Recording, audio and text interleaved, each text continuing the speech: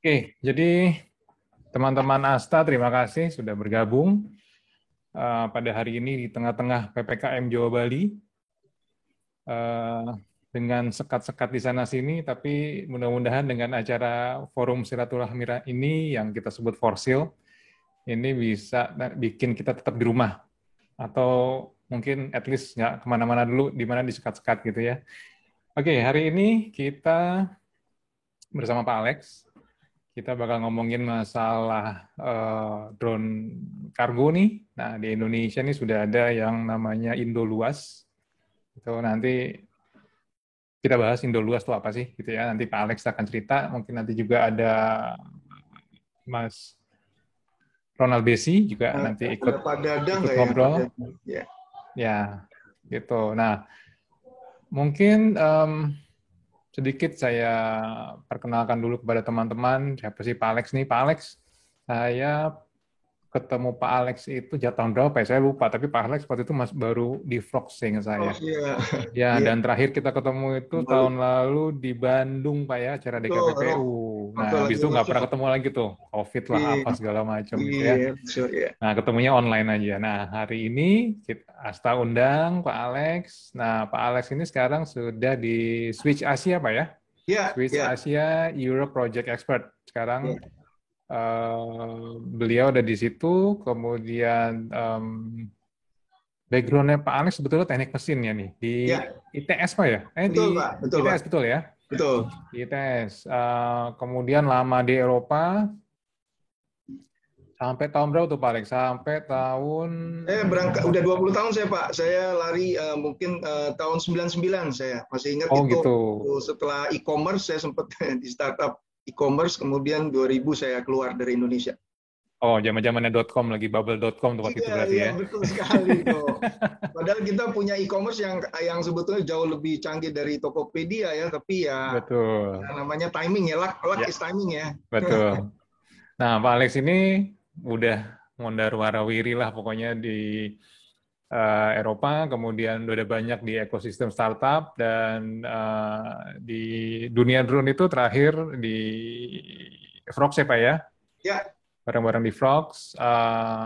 Nanti mungkin Pak Alex juga bisa cerita lagi perjalanannya seperti ya, apa sampai akhirnya ada Indoluas nih gitu. Jadi biar ya. teman-teman tahu Indoluas itu apa, terus kemudian apa sih, kenapa sih ada Indoluas itu kan, targetnya apa, terus rencananya mau bagaimana, artinya untuk penetrasinya gimana, terus untuk terhadap pemerintah atau regulator itu seperti apa, karena yang kita tahu kalau kita bicara kargo, bicara delivery, namanya infrastruktur, kemudian namanya regulasi, itu kan ini masih dalam proses semua gitu. Nah ini kan tapi kita nggak bisa nunggu itu juga, kita harus bergerak sekarang gitu kan, sehingga ini Pak Alex, Pak Rona Besi dan teman-teman yang Indoluas ini udah mulai bergerak dan tadi sebelum kita mulai ngobrol-ngobrol sedikit nih kayaknya seru juga nih Pak Alex ya kalau misalkan nih makin rame nih yang ikut di gerbong gitu ya. Jadi sama-sama kita dorong supaya at least industri kargo, pemain-pemain atau apa namanya industri lokal itu ya kita jadi raja gitu, raja di negeri kita sendiri gitu. Karena tadi juga sudah kita bahas bareng-bareng ya sebelum kita mulai tadi, udah banyak yang ngantri nih gitu kan dari mulai kargo, delivery, kemudian oh ada banyak lah yang ngantri-ngantri nih gitu. Oke, mungkin untuk tidak memperpanjang waktu, Pak Alex mungkin bisa memperkenalkan diri dulu, Pak Alex. Ya, Perjalanannya gimana nih supaya teman-teman pada kenal nih yang belum kenal nih. ya.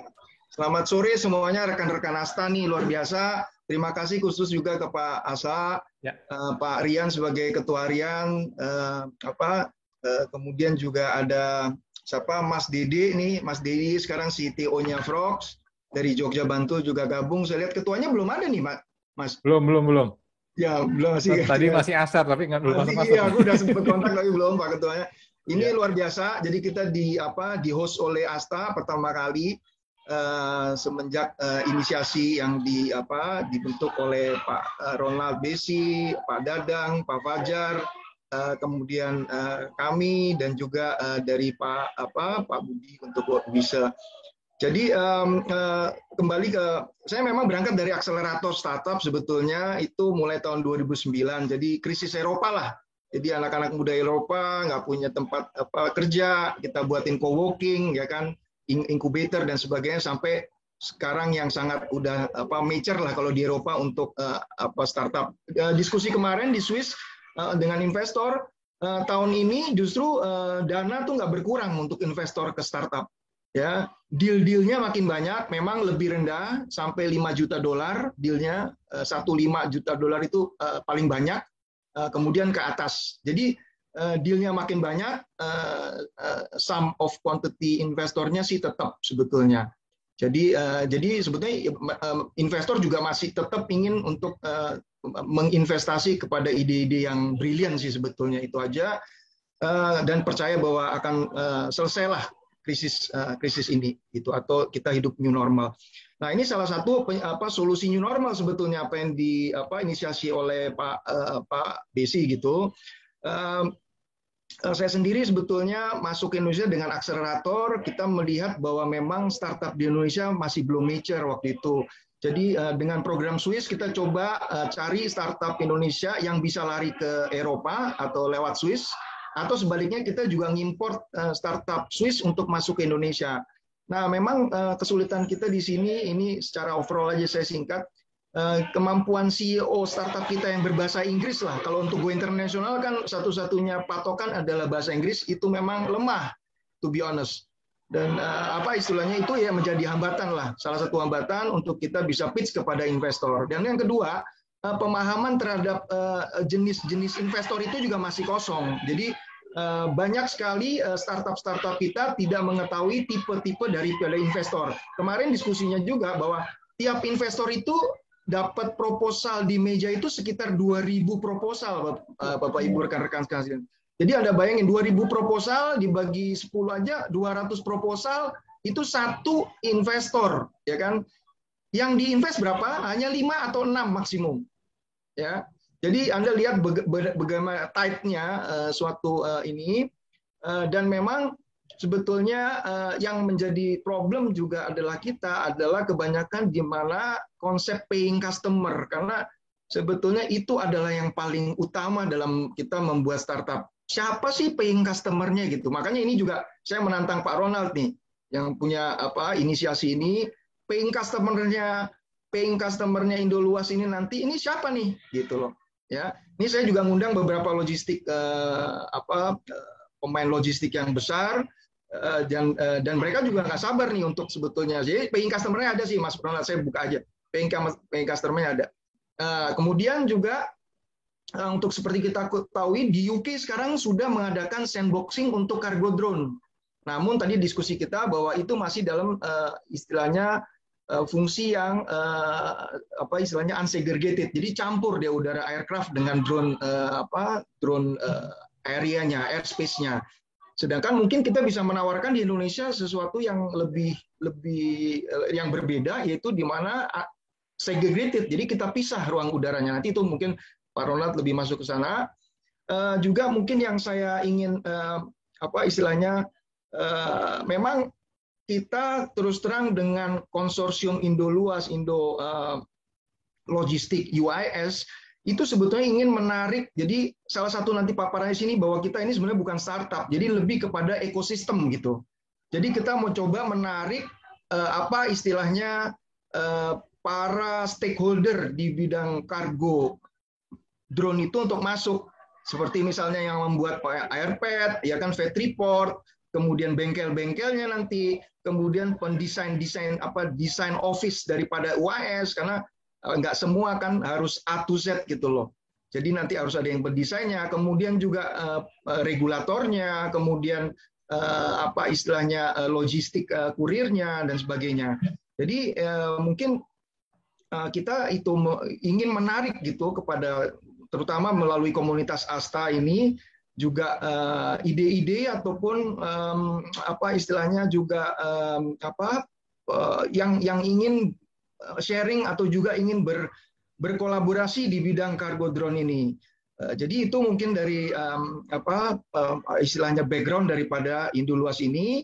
Saya mungkin sedikit slide, kemudian nanti saya pindah ke Pak Ronald supaya lebih menjelaskan lebih detail awal muasalnya. Jadi sebentar ya, saya turun sebentar.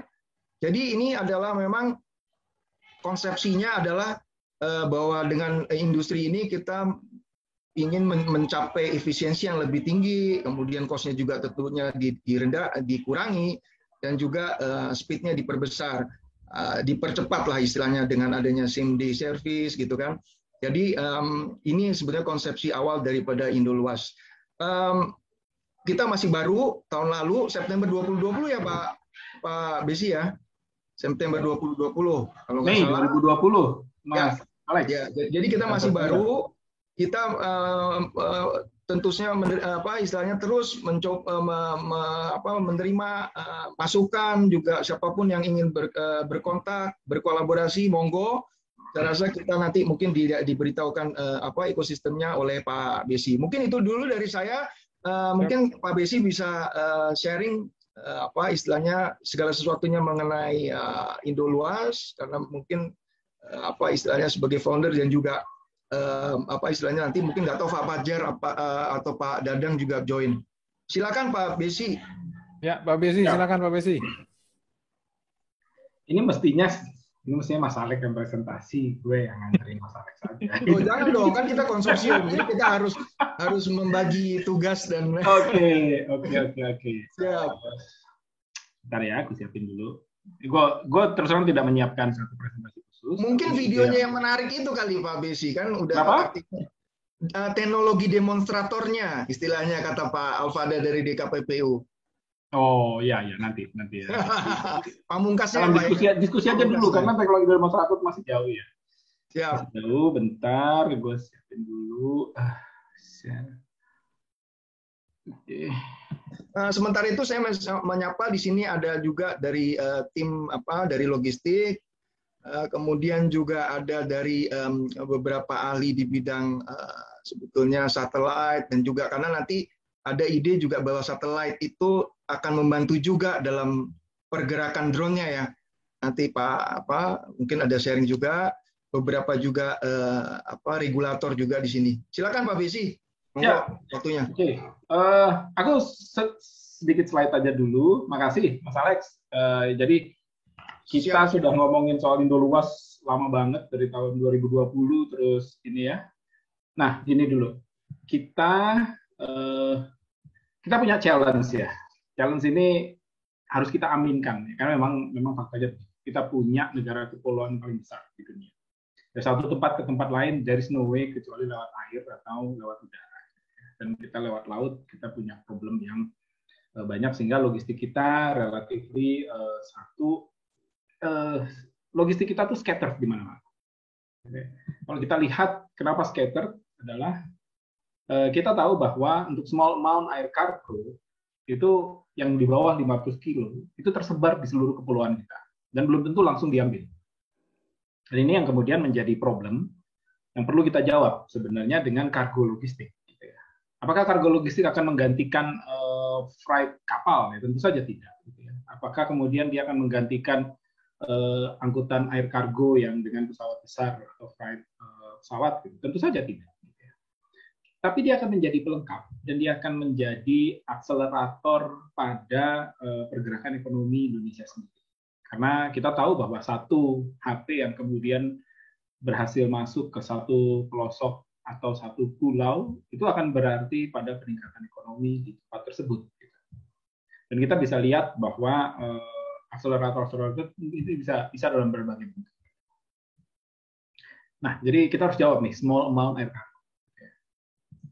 Nah, kenapa kita harus jawab? Karena kita memang punya challenge di Indonesia. Satu dari hal supply side, gitu ya. Kita negara kepulauan, logistik kita itu high cost, low efisiensi, delivery time-nya lambat. Bahkan dengan keadaan COVID sekarang, kita pikir bahwa dia akan tidak berkurang, ternyata berkurang juga, gitu ya.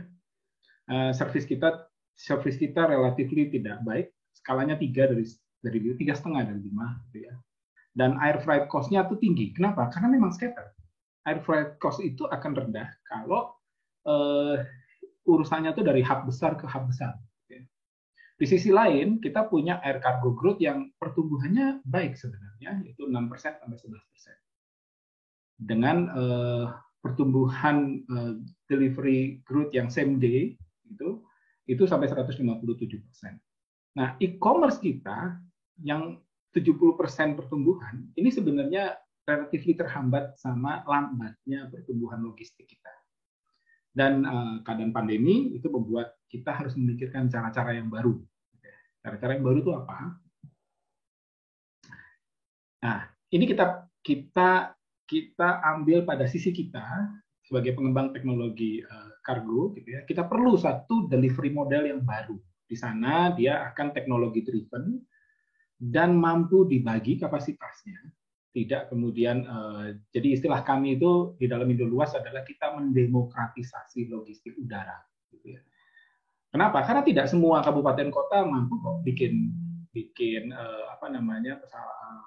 lapangan udara, gitu. Terlalu mahal. Belum lagi biaya operasionalnya sehari-hari yang notabene memerlukan biaya yang besar. Akhirnya itu akan cost-nya besar, cost terhadap orangnya juga akan besar, gitu ya. Nah, kita ingin membagi kapasitas tersebut. Dan harus otonomus. Karena dengan otonomus, hal itu memungkinkan delivery yang around the clock, gitu ya, 24 jam sehari, 7 hari seminggu, 365 hari setahun, gitu ya. Lalu network. Kenapa network? Karena kita tahu bahwa di Indonesia itu dari satu kota ke kota lain jaraknya kira-kira 200 kilo kalau yang land base. Tapi kalau kemudian dia nyebrang pulau, kira-kira jarak antara pulau kita itu antara 600 sampai 800 km. Paling jauh. Pulau-pulau yang dekat tentu saja lebih ini ya. Tapi itu membuat kita harus memikirkan bagaimana kolaborasi jaringan yang dibentuk, jaringan logistik yang akan dibentuk. Jadi dia harus multi-modes. Dia harus multi-modes mulai dari first mile, long haul, sampai kemudian last mile. Gitu ya. Dan harus analytic driven, dan harus kelihatan dari ujung ke ujung itu di mana. Saat ini kita untuk mantau beberapa sudah baik ya, perusahaan-perusahaan logistik itu sudah baik. Tapi kita bisa buat dia menjadi lebih baik lagi. Gitu ya. Nah, cargo drone operation tentu saja akan menjadi backbone. Ya, kita harus memiliki sebenarnya national-wide UAV network untuk kargo logistik. Ya itu yang jadi goal dalam Indoluas. Kita kemudian memiliki jaringan secara nasional kargo UAV. Dan ini nanti mostly itu akan VTOL atau rotor drones. Gitu ya. Kenapa VTOL? Karena VTOL akan memerlukan space yang jauh lebih kecil, jauh lebih sedikit, dengan sistem operasi yang memungkinkan untuk fully autonomous, mulai dari dia take off hingga dia kemudian landing. Nah, benefitnya untuk customer apa? Ya, dia akan memiliki harga yang affordable, gitu ya, delivery yang cepat dan personalized, gitu. Coverage-nya akan expand. Dan nanti kita bisa bicara lagi soal bagaimana logistik mode-nya, gitu ya. Kita tidak bicara hub and spoke. Nah, ini sebenarnya semua lahir waktu dalam perbincangan sebelumnya, waktu itu tahun 2020. Bulan Mei, gitu ya, saya ambil beberapa cuplikan. Logistik based on. Nah, ya, jadi kami tidak membangun, lagi-lagi kami tidak membangun startup, kami melakukan inisiasi supaya ekosistem yang kemudian terbentuk ini bisa menjadi ekosistem yang terbuka, tidak khusus pada satu perusahaan bahkan, dan memiliki kesempatan yang sama bagi semua pihak. Di sini kami menyebutnya sebagai Indoluas. Indoluas ini adalah Indonesian Logistics based on US. Dan di sana kita memiliki manufacturing cargo US, kita memiliki last mile manufacturer, kita membutuhkan support dari government dan regulasi, kita punya desain agensi yang kemudian bisa ikut berkiprah di sana. Nah, semua itu yang kami pikirkan dan kami coba inisiasi dalam perbincangan kami. Lanjut. Oke, jadi itu yang kemudian saya tampilkan bulan Mei dan 2020 untuk menggerakkan, menginisiasi pemikiran tentang kargo drone itu sendiri. Nah, itu dilanjutkan apa? Dilanjutkan dengan kolaborasi. Nah, jadi di sini ada Mas Agus Salim. Mas Agus Salim itu adalah sama-sama founders dari ide Indoluas. Dia yang meyakinkan saya bahwa hal itu mungkin. Dia orang logistik. Dia ITB 91 ya. Jadi lewat diskusi dengan dia sebelumnya dari bulan Agustus 2019 kita diskusi banyak tentang bagaimana kargo logistik itu bisa kemudian menjadi jawaban bagi permasalahan kita. Nah, setelah kemudian announce gitu, kita kemudian kolaborasi. Di sini ada Pak Dadang, ada Pak Fajar, ada Mas Alex, gitu ya, ada Pak Budi juga. Kita punya track record untuk pembuatan UAV yang sebenarnya menurutku cukup ekstensif. Ya, kita cukup ekstensif. Kita punya pesawat yang besar, gitu ya, kita sudah antar beberapa pesawat ke luar negeri juga, gitu. Dan sayang sekali kalau kita tidak mulai membentuk dan memikirkan bagaimana ekosistem itu bisa dibentuk di Indonesia, gitu ya. Nah, bagaimana caranya? Ya, IASC waktu itu mewadahi, menghimpun kolaborasi tersebut, gitu. Jadi kalau teman-teman Asta pasti sudah juga mafhum ya, kita punya Indonesian Aeronautical Engineering Center. Di sana sekjennya sekarang adalah Pak Fajar Cahyanto. Pak Fajar ini mesin 84 TB, ya. Nah, kolaborasi ini kemudian berkembang lebih jauh menjadi sebuah konsorsium kargo drone IASC. Waktu itu memang dimulai dari tim kecil, gitu ya, Wapindo, Fox, lalu kemudian ada dari CBI Pak Budi, lalu ada Roma. Di sini Pak Dadang ada nih, kalau nggak salah saya lihat ya. Ya, ada, beliau ada. Jadi kita punya long haul, kita pikirkan konsep yang last mile, kita juga pikirkan konsep yang as a feeder. Feeder ini Frogs sebenarnya punya Frogs ini punya produk bisa integrate, gitu ya. Jadi meskipun saya dan Agus Salim sebagai founders, gitu ya, tapi co-foundersnya banyak, gitu ya. Kita punya Pak Fajar, ada Mas Alex di sini, ada Mas Budi, mungkin nggak bisa join, Pak Dadang ikutan join di sini. Yang kemudian kita kolaborate dengan Lapan waktu itu untuk mengembangkan konsep kargo dan bagaimana itu dimulai dari desain dan sertifikasi untuk long haul saat itu. Dan waktu itu kita menggandeng Garuda Indonesia, gitu ya, IASC dengan yang lain, supaya ini menjadi sebuah ekosistem yang lengkap.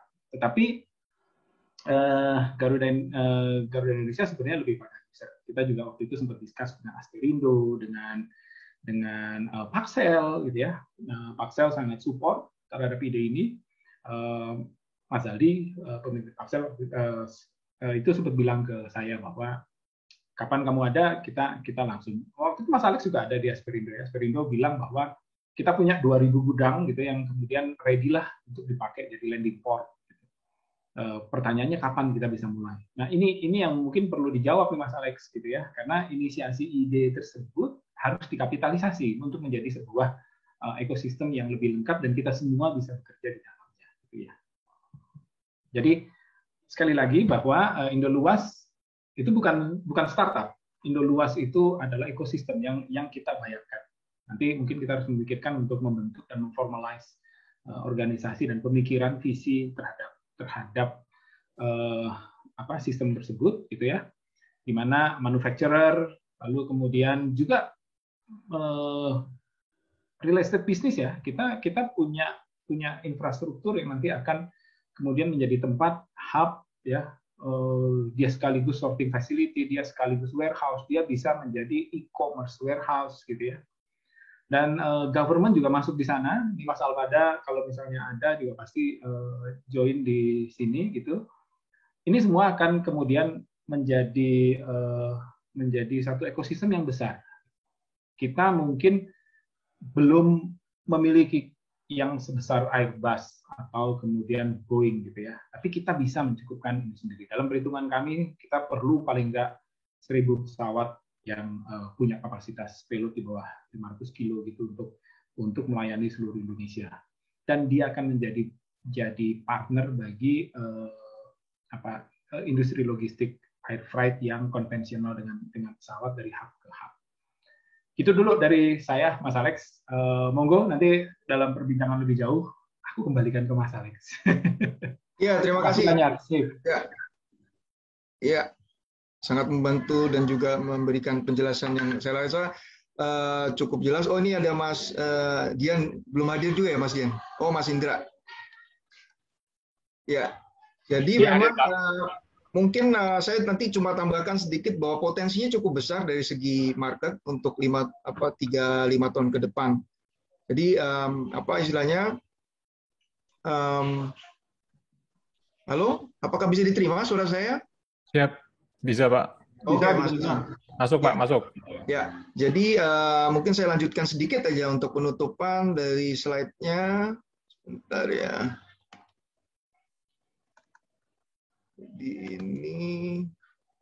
Jadi potensinya cukup luar biasa sebetulnya. Kelewatan sedikit.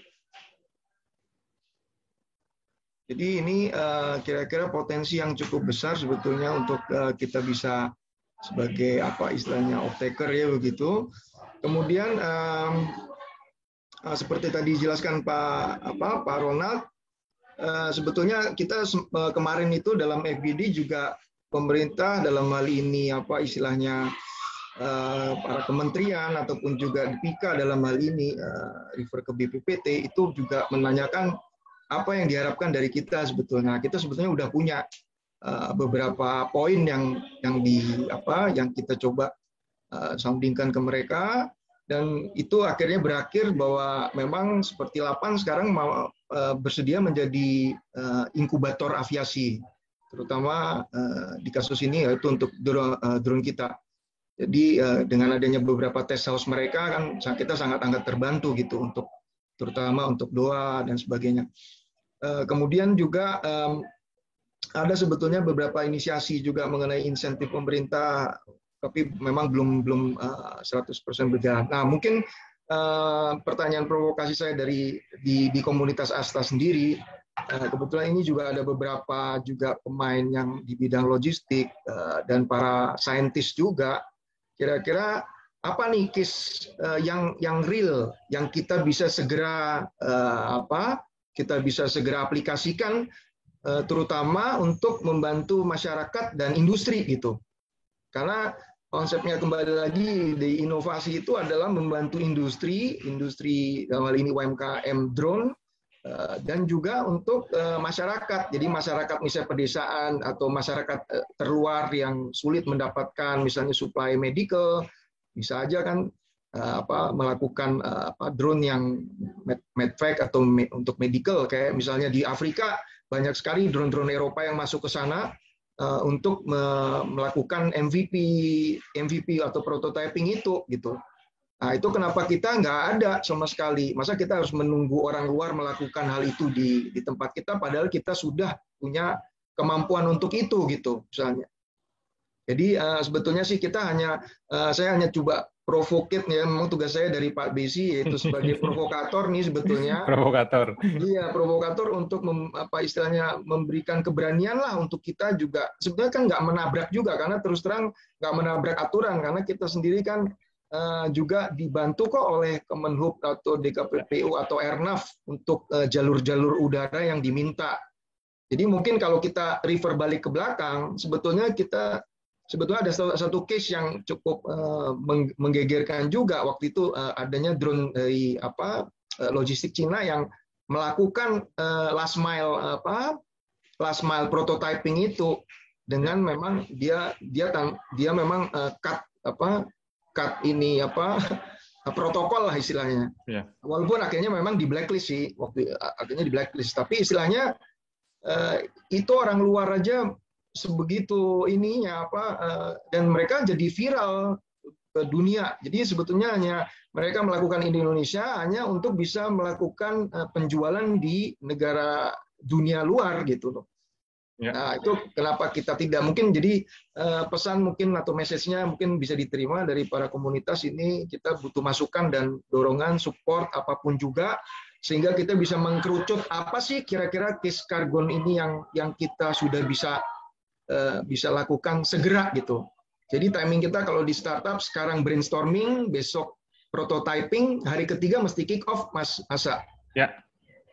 Itu ini ada tantangan nih dari untuk teman-teman semua nih dari Pak Alex nih. Nah, ini konsep apa nih yang terdekat yang bisa dijalankan. Tapi sambil nunggu itu Pak Alex, nih mungkin teman-teman yang punya ide apa silakan share di chat aja, nanti saya kasih waktu ya untuk memaparkan idenya apa atau mungkin sudah menjalankan apa.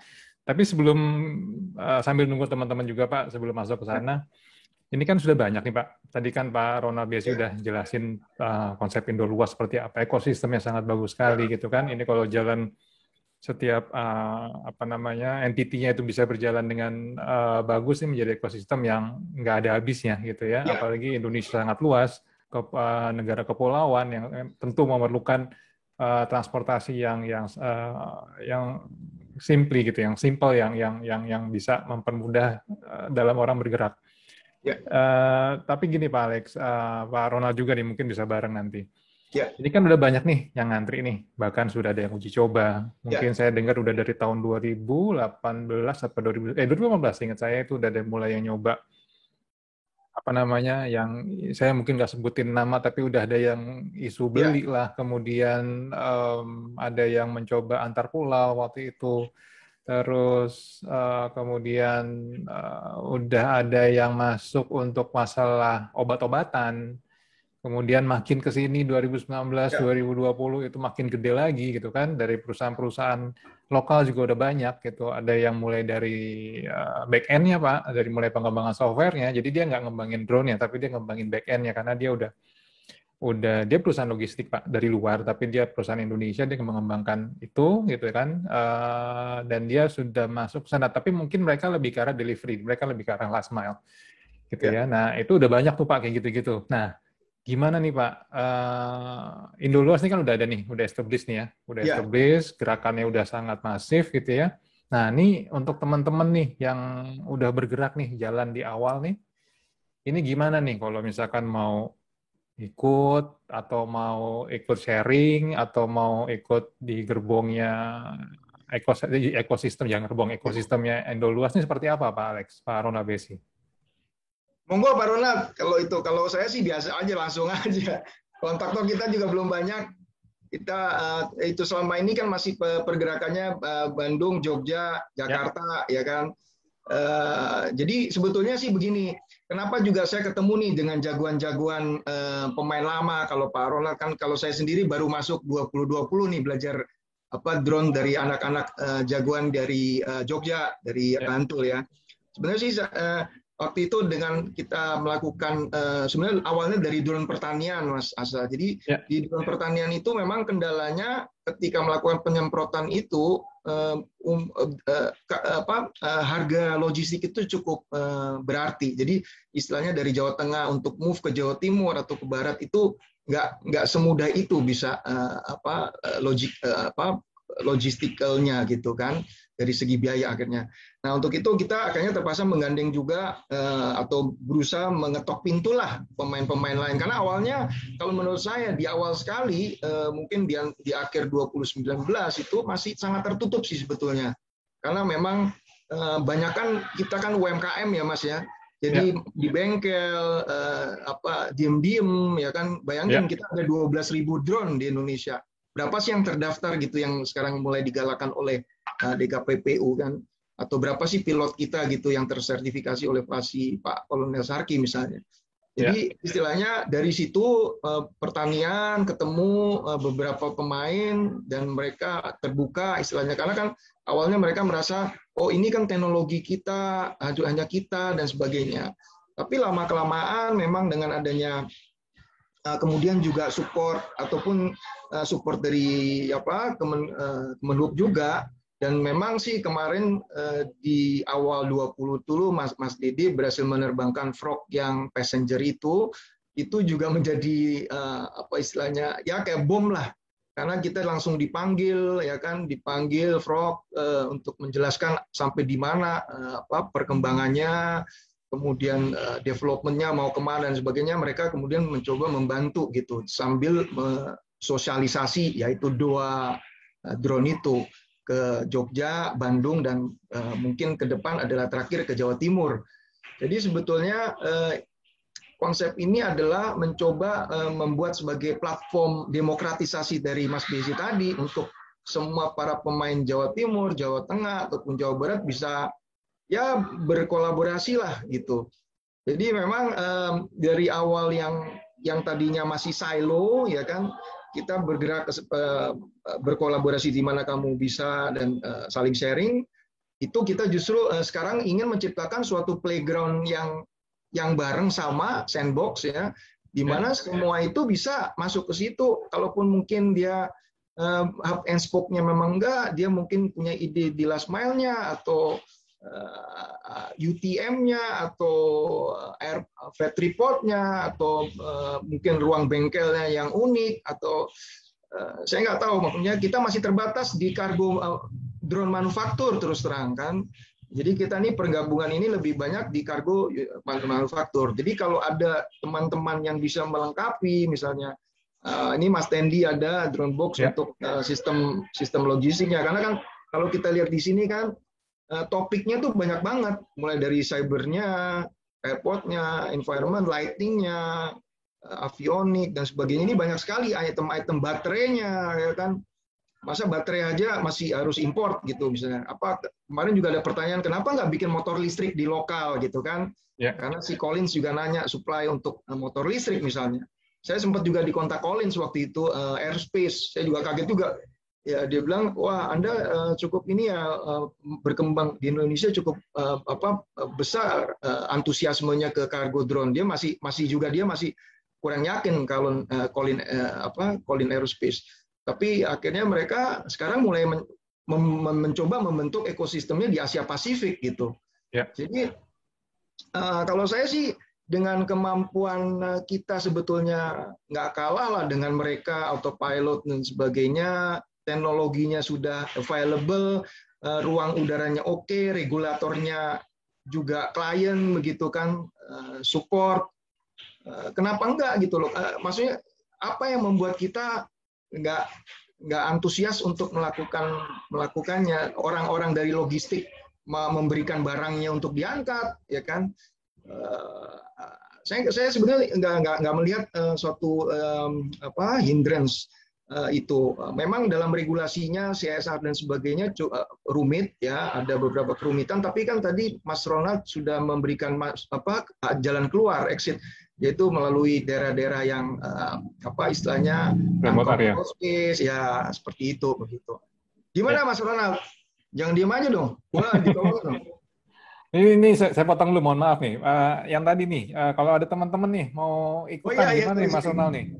Kalau maksudnya gini, ada beberapa teman saya yang dia udah mengembangkan sebetulnya dari mulai back end software-nya, terus mereka nggak mulai dari manufaktur sebetulnya. Nah, tapi udah berpikir ke arah sana. Nah, ini gimana nih kalau misalkan teman-teman mau kontak Mas Ronald kah, Pak Alex kah, atau mungkin lewat mana gitu yang untuk masuk ke dalam ekosistem ini gitu, Mas Ronald? Gimana?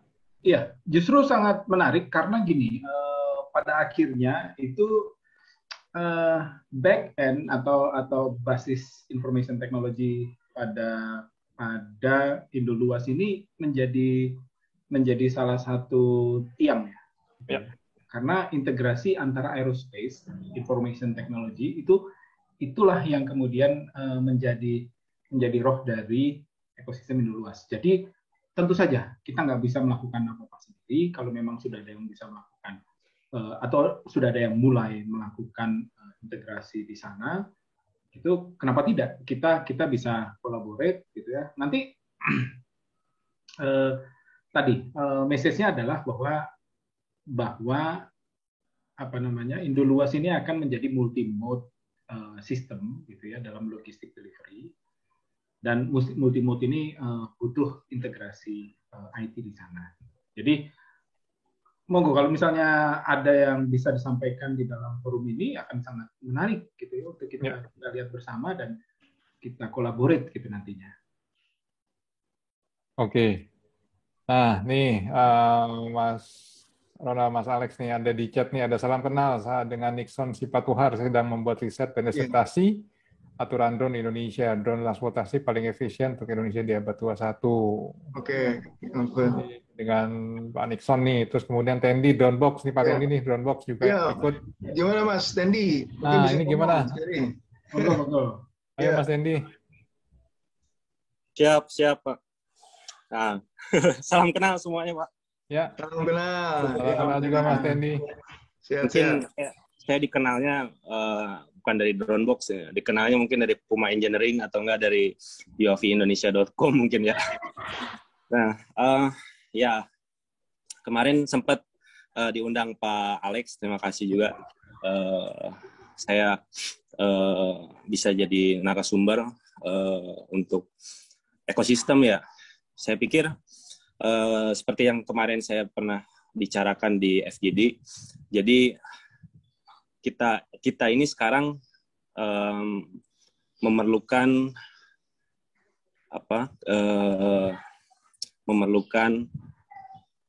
untuk pemerataan ekonomi mungkin ya Pak Alex ya. Jadi pemerataan ekonomi ke daerah gimana caranya. Nah, dengan platform Dronebox ini yang kemarin saya bicarakan mengenai pertanian yang terutama, di mana drone-drone pertanian saat ini kan di Indonesia ya terpusat di Jawa gitu kan.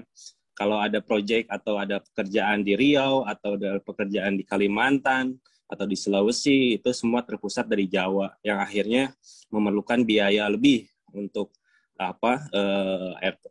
untuk air tiket maupun dari meal ataupun transportasi ya. Nah, yang keduanya kan drone-drone pertanian itu baterainya besar-besar ya. Nah, itu jadi permasalahan utama. Jadi kalau insya Allah dengan adanya platform Dronebox, drone-drone atau pilot-pilot drone yang ada di daerah bisa dijembatani oleh kami untuk mendapatkan klien dan juga mendapatkan pekerjaan, terutama di pertanian atau di spraying ya. Nah, itu mungkin yang pertama. Yang kedua, mungkin ya yang kemarin saya bicarakan juga di FGD, saya pikir infrastruktur di Indonesia ini udah ada sekitar 200 sekian bandara perintis, ada 188 bandara perintis yang aktif, yang saat ini hanya seminggu sekali atau 2 kali, malah kan nggak ada sekarang ini. Misalkan contoh Tarakan Longbawan itu nggak ada sama sekali sekarang ini. Nah itu yang jadi miris ya. Jadi saya pikir kita manfaatkan dulu airport atau pionir bandara perintis yang ada di Indonesia ini dengan menggunakan pesawat tanpa awak. Seperti contohnya konversi pesawat light sport aircraft menjadi autonomous misalkan. Ya. Nah itu mungkin paling mendekati untuk saat ini. Saya pikir untuk DOA nanti airframe itu kan sudah ada type certificate-nya. Nah, tinggal kita ada additional untuk supplemental type certificate, misalkan additional di sistem avionik gitu kan. Nah mungkin dari situ kita udah bisa mulai start juga tidak menunggu-nunggu kapan orang lain masuk gitu kan, seperti Pak Alex bilang tadi. Saya juga sempat dengar cerita ada wingcopter masuk di Sulawesi gitu kan untuk delivery. Itu sangat disayangkan lah gitu kan. Sementara di Indonesia ini banyak lah yang bisa manufacturing seperti itu gitu kan, termasuk di autopilotnya di Jogja itu kan, juga pilotnya untuk sistem delivery-nya maupun dari DAA atau detect and avoid kan, di kita sudah ada semuanya. Nah yang pasti mungkin menurut saya ya Asta dijadikan satu platform untuk mengkombinasi keahlian-keahlian yang ada di Indonesia, perusahaan-perusahaan yang ada di Indonesia di bidang otonomus, dari autopilotnya, dari sistem GCS-nya atau dari software-nya maupun dari mainframe-nya gitu kan. Kita ada kolaborasi di situ, jadikan satu prototype yang dari anak bangsa untuk bangsa lah gitu Pak. Mungkin dari saya seperti itu dulu Pak. Ya. Saya mungkin ingin mengundang ini nih Mas Riza Mas Riza Muida Mas yang di bidang satelit nih, karena kalau di UK sepengetahuan saya di UK itu mereka juga ngundang satelit untuk dalam project sandbox cargo drone-nya yang di unsegregated area. Jadi mungkin kira-kira gimana nih kalau dengan perkembangannya satelit juga Indonesia, Mas Riza? Oke, Pak Riza. Ya, terima kasih ya Pak Alek, Pak Syah. Ya. Jadi perkenalkan, saya Riza Muhida. Ya, saya dosen sebenarnya di Universitas Bandar Lampung. Dan ya saya peneliti drone ini sudah lama, sejak tahun 2014 ya. Dulu saya ikut membuat beberapa buah drone untuk TNI. Kemudian saya masuk ke pengembangan nanosatelit. Mungkin saya mau share beberapa slide barangkali ya. Silakan Pak, silakan. Ya. Jadi sebenarnya drone ini ada kaitan dengan smart city. Jadi kalau misalkan kita tidak sendiri ya berbicara drone untuk transportasi, itu tidak sendirian, kita bisa ikut masuk ke smart city, karena smart city ini sudah ada konsorsiumnya yang cukup besar. Jadi kalau kita bisa masuk ke sana, itu nanti akan lebih mudah lagi untuk diperluas ya, banyak yang mengenal, dan juga secara regulasi mungkin akan lebih bisa masuk gitu. Artinya dari pemerintah, mungkin Kementerian Perhubungan atau Kementerian Teknis itu bisa masukkan ke dalam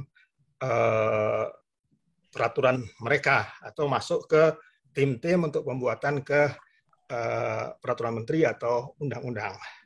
Nah, jadi saya ya pernah menyampaikan ini tentang bagaimana transportasi drone itu kaitannya dengan smart city ya.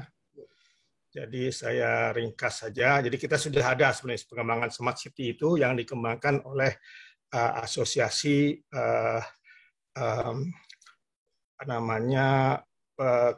asosiasi smart city di Indonesia ya.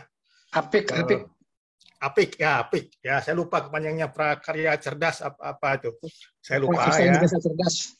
Ya. Jadi ini sudah dikembangkan ya. Kemudian jadi karena populasi kita makin lama makin berkembang ya, apalagi dengan adanya banyaknya pertumbuhan kota-kota ya, termasuk Jakarta juga, mengakibatkan pertumbuhan kota Jakarta itu banyaknya kendaraan. Jadi bagaimana sekarang dengan adanya banyaknya kendaraan itu transportasi barang ini menjadi lebih mudah, karena dengan adanya banyak kendaraan ternyata membuat macet ya. Kita lihat banyak barang dari Tanjung Priok, dari mana itu makin macet. Jadi salah satunya adalah dengan dengan menggunakan UAV ya untuk transportasi ini. Nah, jadi kalau misalkan ini beberapa ahli sudah memperkirakan kalau misalkan nanti ada perkembangan UAV, jadi baik itu pakai udara atau pakai pakai UAV jarak dekat atau jarak jauh, itu bentuk daripada kota itu berbeda ya. Saat ini kita mungkin masih dalam bentuk dia ada jalan ya, tapi kalau sudah ada UAV, jalan itu sudah tidak ada, jadi dia sudah antar titik ke titik saja. Jadi yang disebut dengan urban spatial structure. Nah, ini yang bisa merubah juga konsep dari perkotaan dan dari di masa depan ya. Oke, kemudian ya dengan adanya transportasi yang kedua adalah cost. Jadi bagaimana cost itu untuk drone itu bisa menjadi murah ya.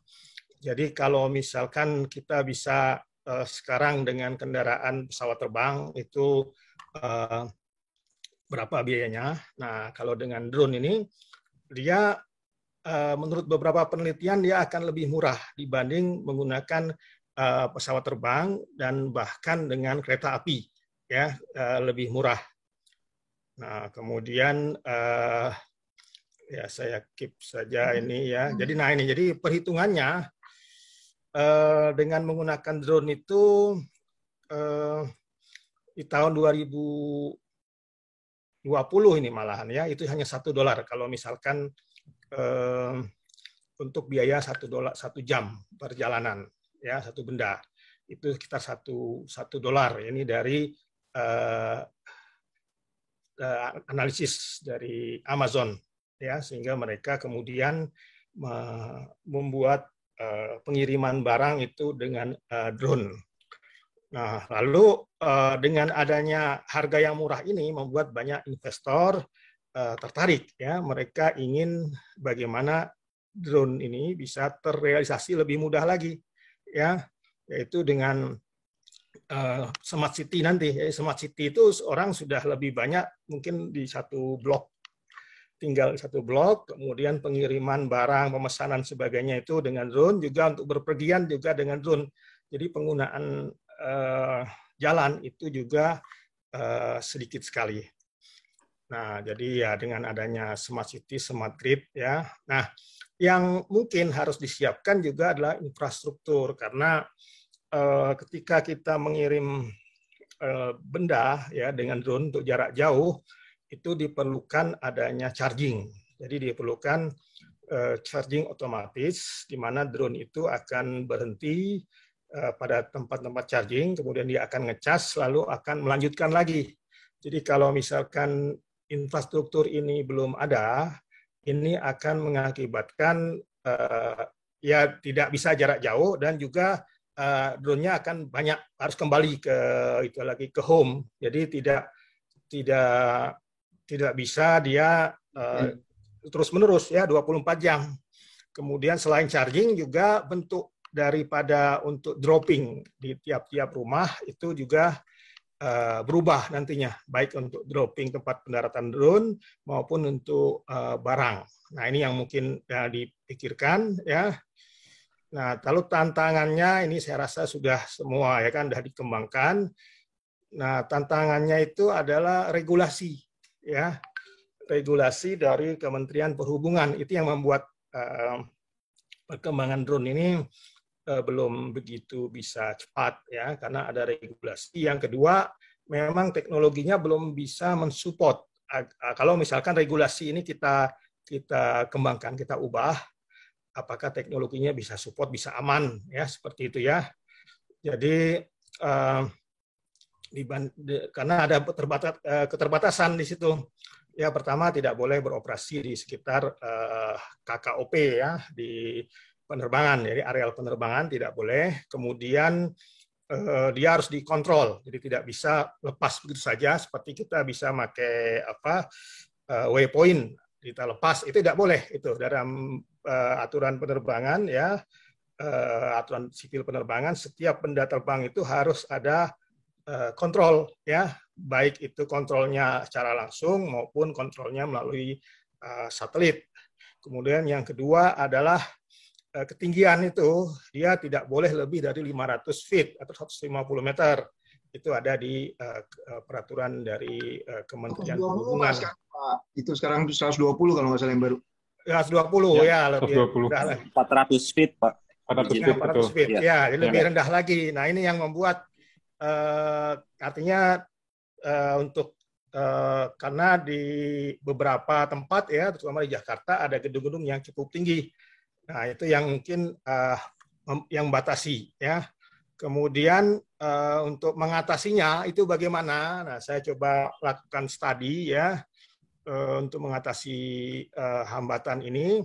Nah, saya melihat di Singapura ya, mereka membuat ada yang namanya Skyways. Jadi artinya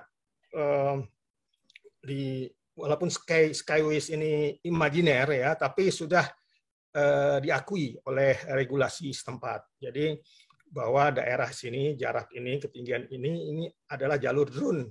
Jadi pesawat itu atau mungkin pekerjaan konstruksi dan sebagainya tidak boleh menggunakan jalur ini.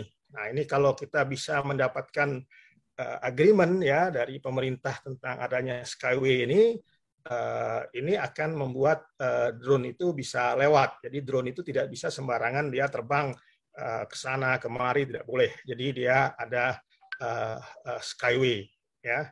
Kemudian yang kedua adalah dia harus bisa dikontrol, ya, harus ada aplikasi yang bisa meregister drone itu, kemudian juga dia bisa termonitor terus oleh aplikasi tersebut, ya, oleh pilotnya, dan juga bisa termonitor oleh regulator dari airnav. Jadi harus ada satu regulator yang akan memonitor drone, karena ini benda terbang, ya, misalkan seperti pesawat mau terbang, dia tentu akan melapor, akan ngeset tanggal jam berapa, kemana tujuannya, kemudian dia dapat approval, dia baru bisa terbang.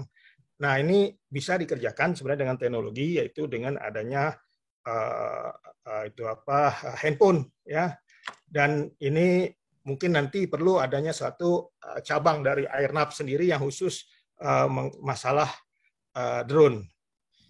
Nah, ini yang beberapa yang sudah saya kerjakan, ya. Saya sudah membuat beberapa drone yang bisa ngangkat untuk transportasi hingga 10 kg, lalu sistem parasut sistem. Jadi ketika drone itu jatuh ataupun dia tidak terkendali, itu dia harus ada sistem keamanan yang membuat drone dan barangnya itu tidak membuat kecelakaan di bawahnya. Nah, ini harus disiapkan. Jadi dari pembuat drone juga harus punya kemampuan untuk membuat parasut, sistem keamanan. Ya, walaupun mungkin kita katakan drone-nya sudah teruji, sudah bisa terbang, tapi pesawat terbang aja sering jatuh, ya. Apalagi ini yang baru, ya. Jadi ada sistem parasut sehingga drone ini jatuhnya aman, dan dia ada sistem alarm untuk menemukan lokatornya di mana. Kemudian juga ada sistem pengontrol kalau terjadi sesuatu. Nah, ini harus ada buktinya. Ini saya juga ini beberapa yang pernah saya buat, ya. Saya rasa, saya sudah pernah buat juga yang pakai solar, ya, tenaga matahari. Ini juga bisa lebih panjang terbangnya. Jadi salah satu tadi masalah yaitu masalah baterai. Jadi kita perlu drone yang kalau mengirim jarak jauh itu perlu energi yang cukup banyak, ya. Ini juga saya sudah teliti, yaitu menggunakan solar panel. Nah, ini yang tentang satelit tadi, ya, pertanyaan bagaimana sebenarnya satelit itu untuk drone. Jadi kita harus membuat suatu aplikasi yang memang bisa ditempel di drone, jadi suatu receiver dan transmitter yang ditempel di drone, kemudian itu terkoneksi ke satelit di angkasa. Jadi kalau kita misalkan mengandalkan saat ini pakai BTS, ya, itu ada keterbatasan karena tidak semua tempat ada BTS-nya. Jadi salah satu yang memungkinkan adalah menggunakan satelit orbit rendah, yaitu pakai LEO. Jadi dengan LEO ini, ya apalagi kalau LEO-nya banyak, ya, jadi jumlahnya itu saya perkirakan minimal untuk Indonesia, mensupport Indonesia itu sebanyak 36 satelit nano. Nah, satelit ini kemudian ada aplikasi tersebut ditempel di drone, ya, sebagai transmitter receiver-nya dan mengidentifikasi komunikasinya. Kemudian juga ada aplikasi yang diinstal di handphone. Jadi dia bisa mengecek, misalkan kita mau ngirim barang, tinggal di set tujuannya, kemudian dari situ nanti akan kelihatan kemana ini barang tersebut bagi kondisi drone, dan itu harus termonitor dengan satelit. Kemudian ini juga akan termonitor ke airnav. Jadi ini akan kalau ada sistem seperti ini, artinya seperti disyaratkan, ya, dalam penerbangan sipil, ya, Federasi Penerbangan Sipil mensyaratkan semua benda terbang itu harus dapat dikontrol. Jadi dengan adanya satelit ini itu bisa mengontrol drone tersebut, ya. Jadi dia bisa mengontrol dia karena dia dibuat tadi harus melalui jalur yang ditentukan. Kemudian juga dia bisa melihat dari aplikasinya. Dari situ kita bisa tahu posisi drone. Kemudian juga dengan adanya pengontrol tadi, dia akan membuat track seperti kita kita membawa pesawat terbang. Jadi dia ada jalur-jalur yang memang harus dilalui dan untuk mencegah supaya tidak terjadi tabrakan antara satu drone dengan drone yang lain. Nah ini jadi kita yang memerlukan salah satu aspek yang kita perlukan adalah satelit. Ya, nah ini satelit juga kami sudah membuat ya, sudah pernah dapat juara di lomba yang diadakan oleh UN ya, United Nations of Outer Space. Jadi salah satu badan di bawah PBB yang menangani angkasa luar. Ini membuat kompetisi tahun 2017. Jadi kebetulan saya menyuruh mahasiswa saya untuk ikut kompetisi dan menjadi juara, sehingga mendapatkan kesempatan untuk mengirimkan satelit dengan gratis ya.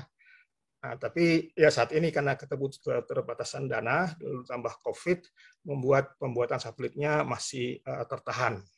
Tapi nanti di situ kita akan letakkan satu platform untuk bagaimana bisa berkomunikasi dengan drone. Nah, itu adalah ya penggunaan satelit. Jadi dengan begitu kita bisa membuat satu sistem transportasi ya, transportasi drone itu untuk jarak dekat dengan jarak menengah, kemudian transportasi yang lebih tinggi lagi, jarak jauh itu bisa pakai drone yang besar atau helikopter, kemudian transportasi yang jarak antar pulau yaitu pakai pesawat terbang. Ya mungkin itu saja sebagai pengantar dari saya. Ya, terima kasih.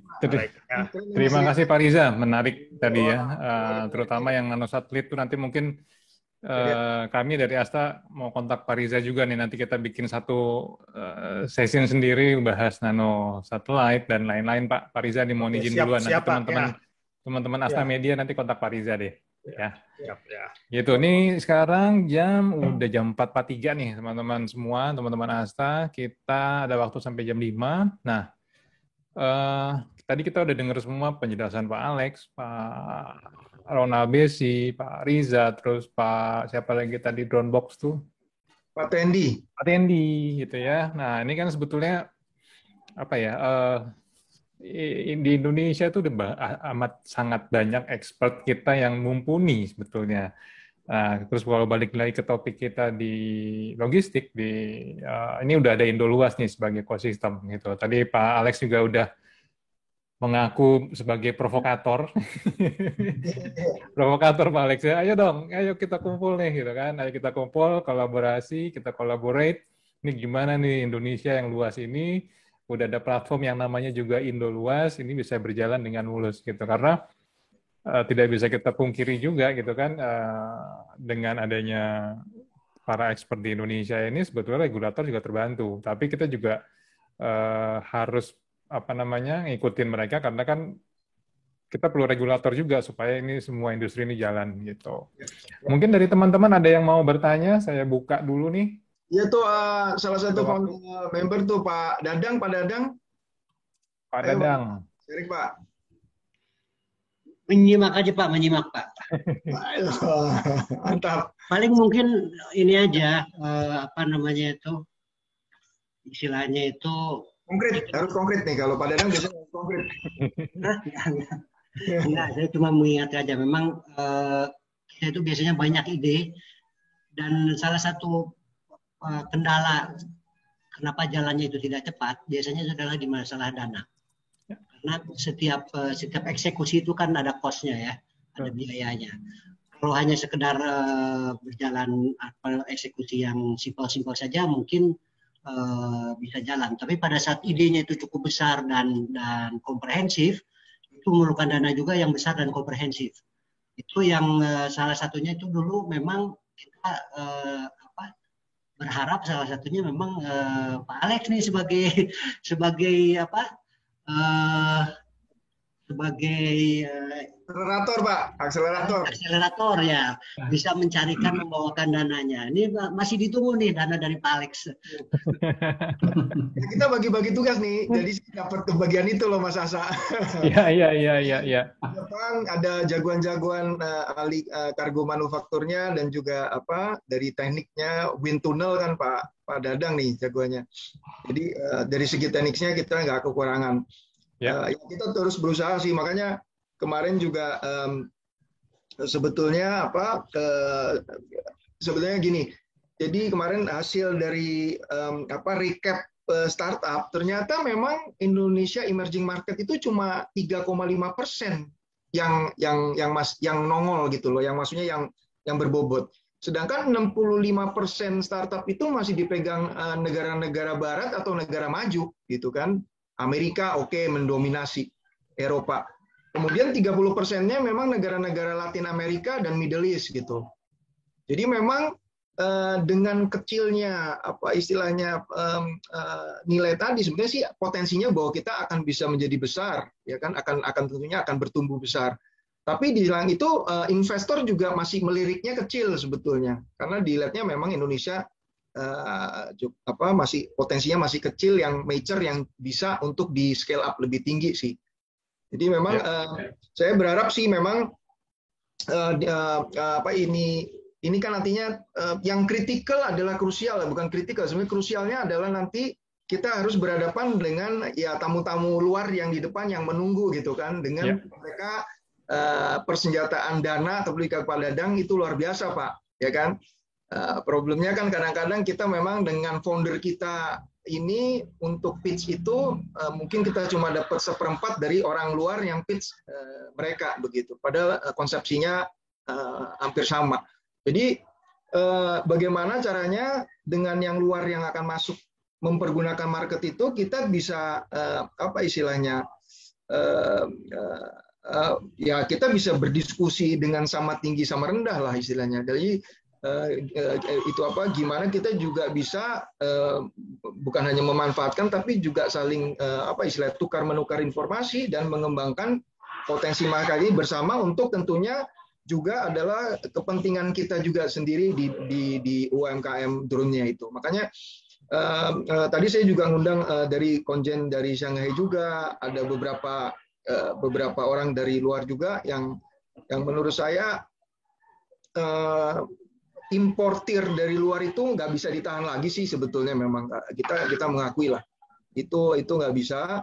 Nah, bagaimana hanya kita si orang-orang itu tadi bisa itu juga mengerti atau bisa memanfaatkan juga sebagai angel investor bagi industri dalam negerinya gitu, Mas Asa.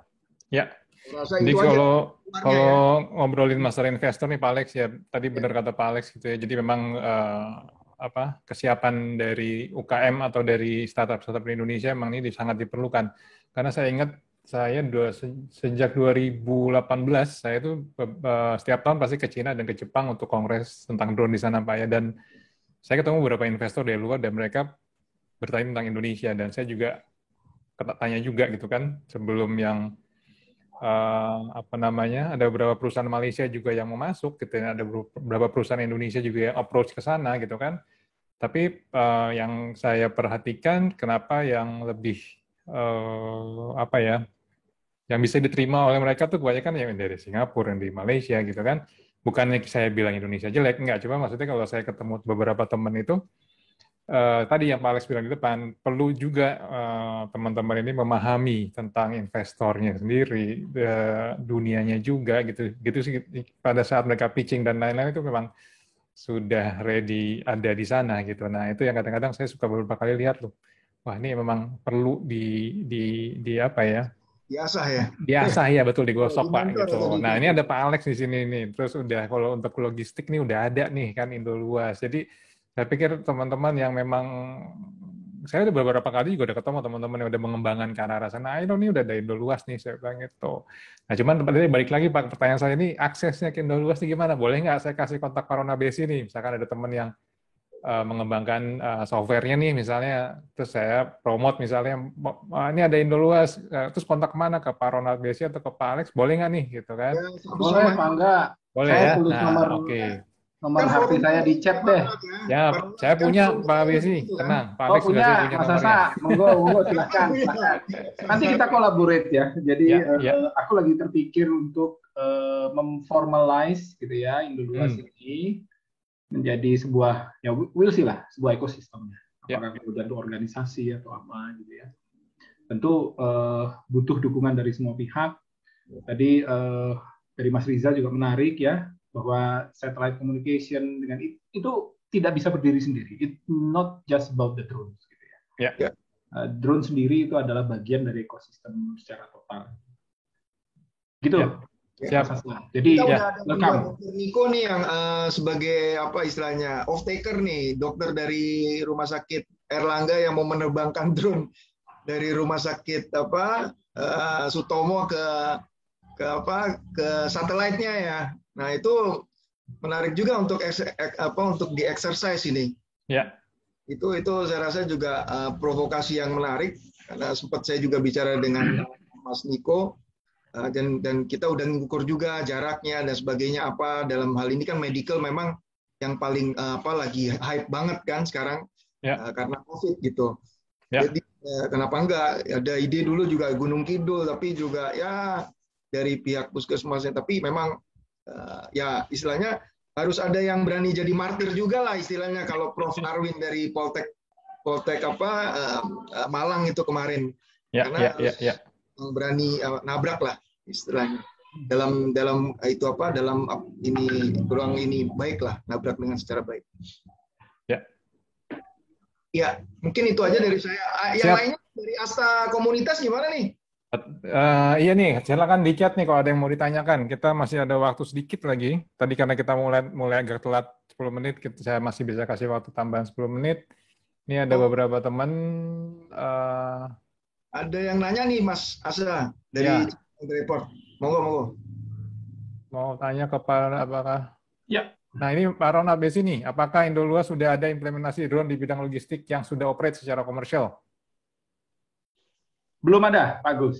Tetapi bahwa dry port Cikarang, terus terang saya bilang bahwa yang menarik dengan kargo logistik ini justru dari port ke port ya, maksudnya dari port pelabuhan ke pelabuhan. Sebenarnya kami berpikir bahwa penerapan itu bisa jadi lebih cepat, gitu ya.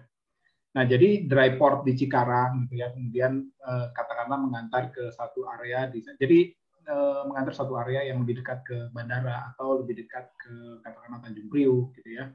Dan nantinya kalau kita punya nationwide UAV network, gitu ya, itu akan menjadi supply chain sendiri. Itu akan menjadi infrastruktur untuk pengantaran macam-macam, gitu ya. Termasuk pengantaran drone itu sendiri. Jadi bengkel itu ya bisa saja di salah satu kota di mana, di Makassar atau di mana yang kemudian handle hal itu.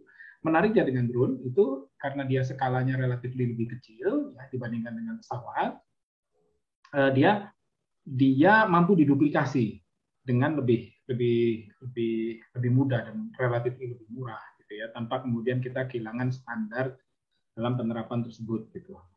Saat ini memang yang menjadi concern adalah medical, pengiriman vaksin, ya, bahkan sampel dari VTM untuk virus, gitu ya, yang dibawa ke lab-lab yang tentu saja tidak selalu ada di setiap kota kabupaten dan tidak selalu ada di setiap pulau.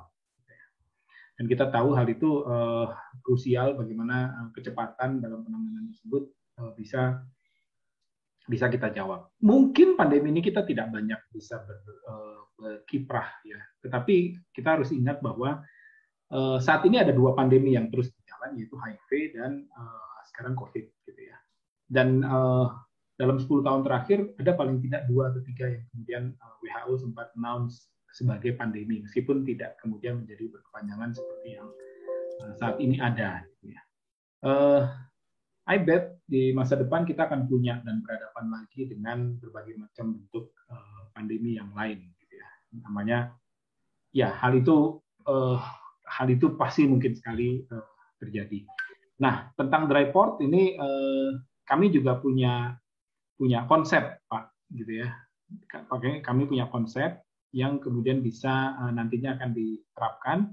Mohon Pak Agus bersabar dan bahkan mungkin kami gimana kalau kita melakukan diskusi nantinya ya di sana apa yang kemudian bisa dilakukan, karena bagaimana logistik modelnya misalnya dari logistik facility seperti di dry port atau misalnya pengantaran ke lepas pantai, gitu ya, atau pengantaran ke hub terdekat, gitu, atau macam-macam yang kemudian kita bisa lihat mana yang secara value memang akan memberikan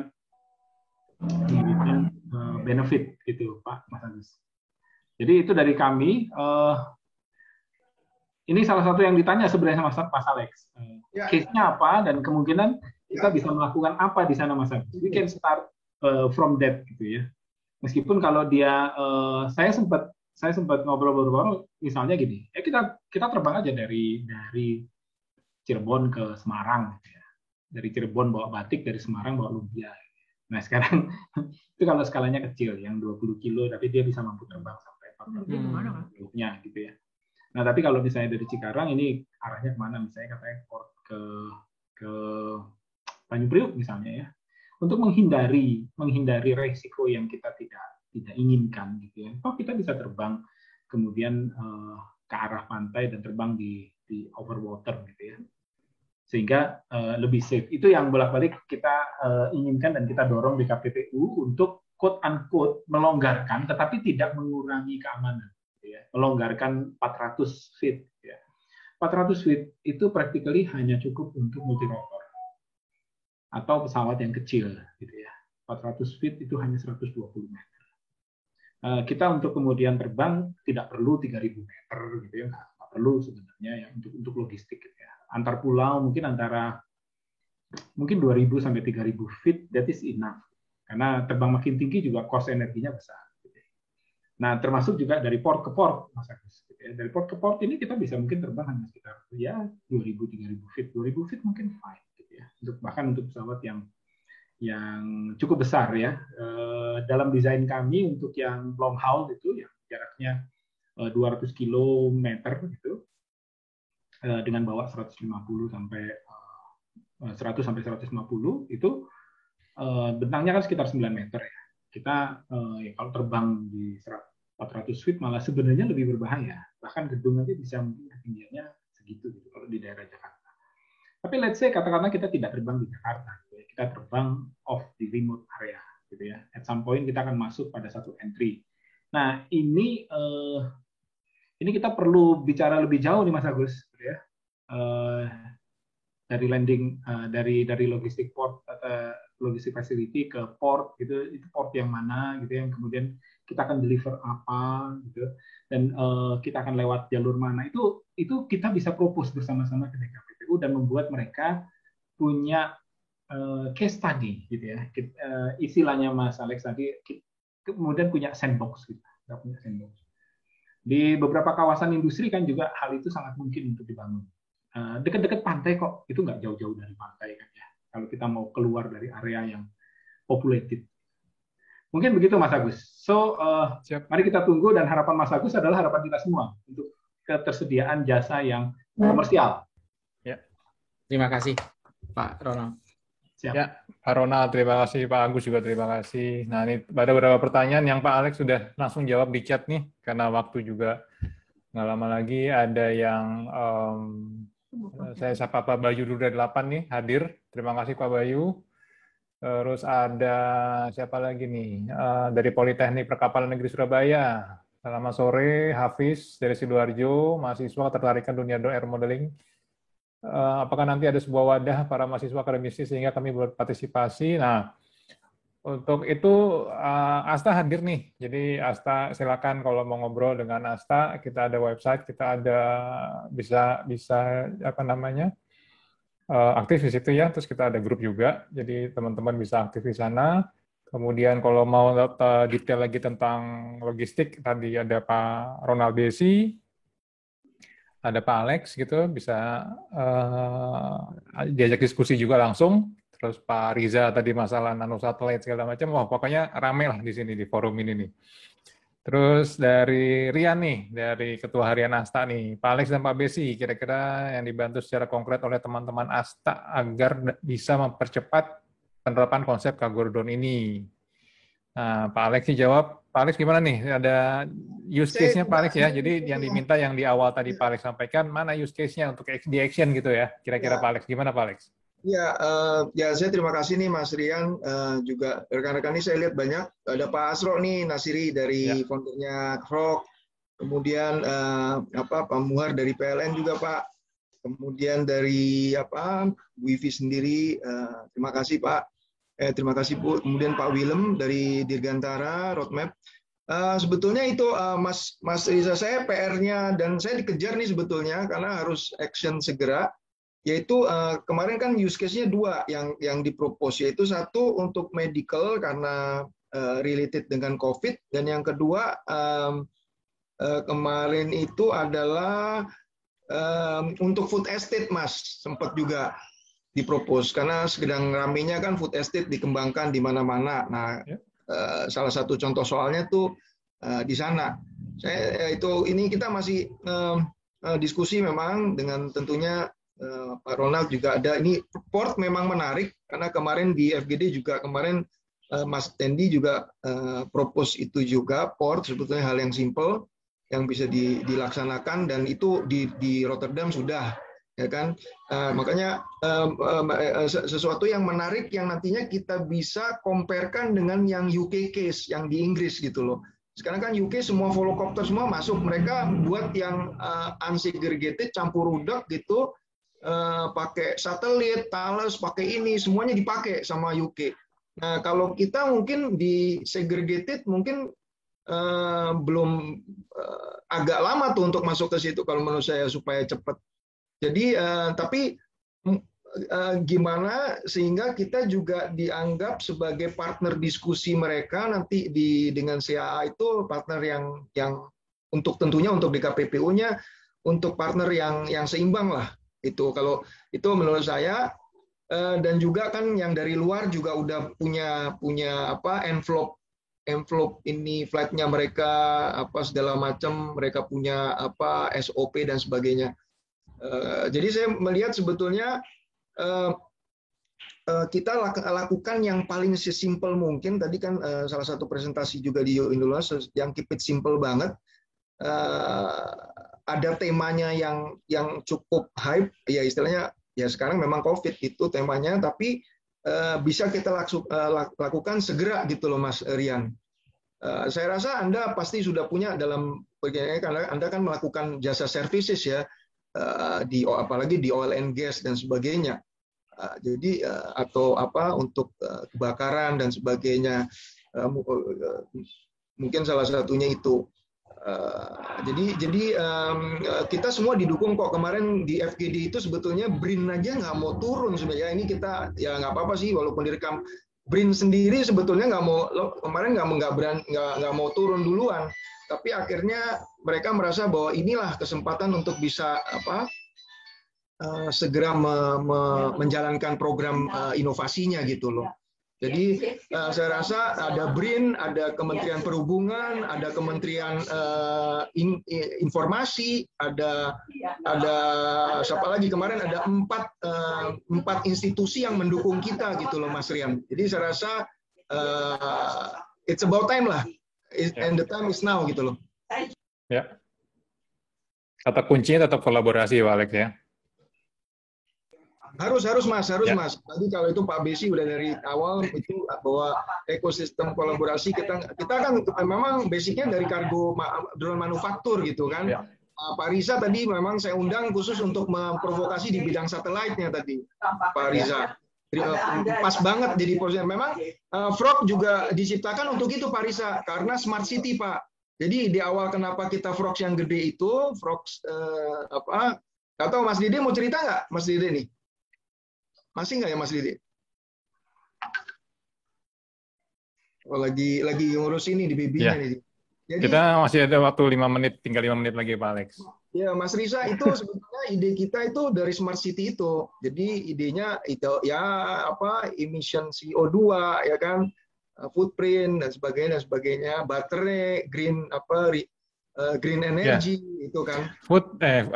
Smart City, kita memang rencana mau ada pembahasan itu Pak Alex, karena terkait tadi baru Pak Alex bilang masalah baterai, masalah kan di luar negeri ini udah dari tahun 2019 itu udah mulai banyak yang drone port yang tadi Pak Riza bilang tuh yang ngecas otomatis, terus kemudian surveillance, dia terbang otomatis keliling, selesai dia masuk lagi ke dalam kotaknya, dia transfer data, dia ngecharge, itu udah banyak gitu. Maksudnya itu lagi hype juga di luar. Nah, itu memang nanti kita mau angkat lagi sendiri itu. mungkin nanti dari Pak Riza atau dari teman-teman yang lain bisa jadi narasumber nih. Gitu Pak. Nanti yang Smart City ini emang nih menarik juga nih. Smart City karena kita nggak bicara udara doang, nanti kita bicara landed, kita bicara di atas permukaan air gitu kan.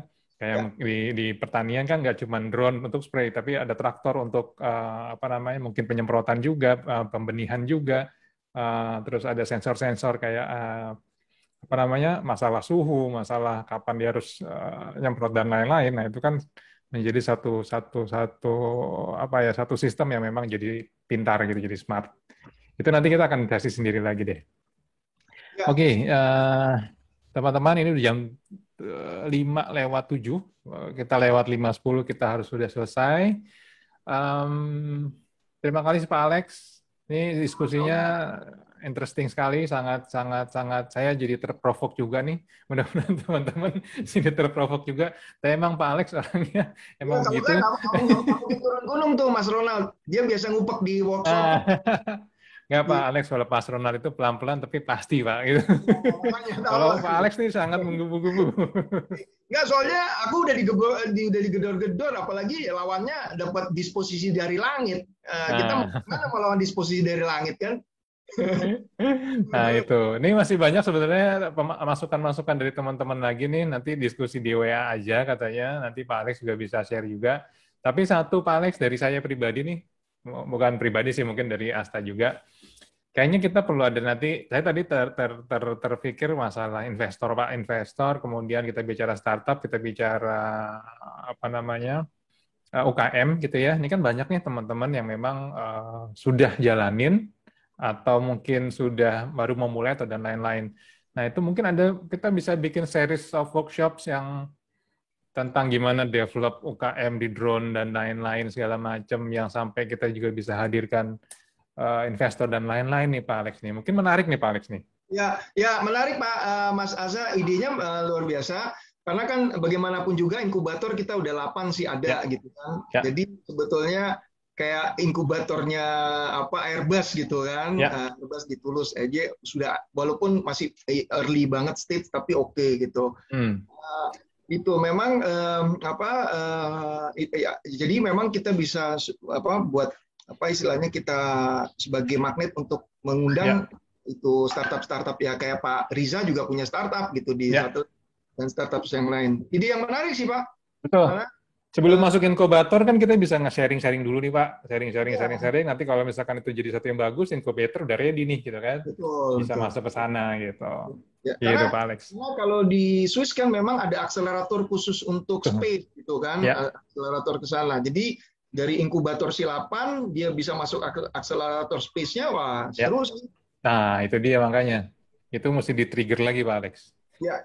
Gitu. Oke, teman-teman semua, terima kasih Pak Alex, terima kasih banyak Pak Ronald Besi, terima kasih, kemudian Pak Riza dan Pak Agus, Pak Niko, teman-teman semua, terima kasih juga sudah hadir, sudah menyempatkan waktu.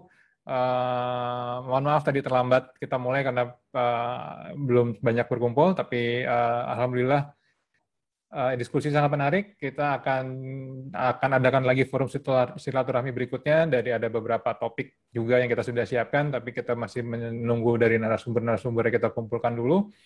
Nah, sekali lagi saya ucapkan terima kasih, saya apresiasi untuk Pak Alex, Pak Indoluas ya, Pak Ronald Besi juga. Sebelum ditutup mungkin bisa kita foto dulu nih.